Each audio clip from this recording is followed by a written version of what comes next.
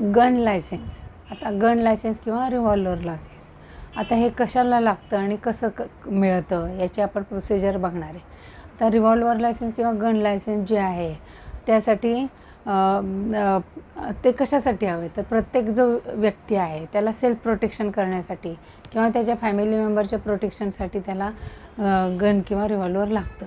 आता हा त्याचा फंडामेंटल राईट आहे की सेल्फ प्रोटेक्शन करणं. परंतु याची एक प्रोसिजर आहे. तर यासाठी त्या व्यक्तीला पोलीस स्टेशनला ऑनलाईन अर्ज करावा लागतो की त्याचं कॅरेक्टर सर्टिफिकेट त्याच्या पोलिसांकडून घ्यावं लागतं आणि त्याच्या नावावर कुठलाही क्राईम नाही हे ते पोलीस सगळी इन्क्वायरी करून शोधतात आणि मग तुम्हाला ते नो क्राईमचं सर्टिफिकेट मिळतं किंवा कॅरेक्टर सर्टिफिकेट मिळतं.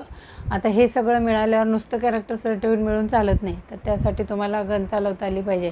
तर तुम्ही रीतसर तिथे ज्या ठिकाणी राहता तिथल्या कोणाकडून त्याचं ट्रेनिंग घ्यावं लागते की गन कशी वापरायची आणि कसा नेम धरायचा किंवा कोणत्या कारणासाठीच ती वापरायची याचे सगळे नियम आहेत. ते सगळे शिकून घेतल्यावर तेही सर्टिफिकेट देतात की ह्यांचं ट्रेनिंग पूर्ण झालं आहे. आता हे सगळं झाल्यावर सुद्धा तुम्हाला लगेच काही लायसेन्स मिळत नाही, तर तुम्हाला कलेक्टर ऑफिसला त्या डिपार्टमेंटला अर्ज करावा लागतो की मला लायसेन्स हवं आहे. आता हे लायसेन्सचा अर्ज केल्यावर ते तुम्हाला कलेक्टरच्या परवानगीनेच मिळतं ते लायसेन्स आणि त्याची इन्क्वायरी केली जाते. तुम्हाला बोलवलं जातं की तुम्हाला कोणत्या कारणासाठी लायसेन्स हवं आहे. ते कारण जर त्यांना पटलं आणि खरंच त्याची गरज असेल की तुम्हाला खरंच एवढे शत्रू आहेत का, हे सगळं तपासल्यानंतर ते तुम्हाला लायसेन्स देतात.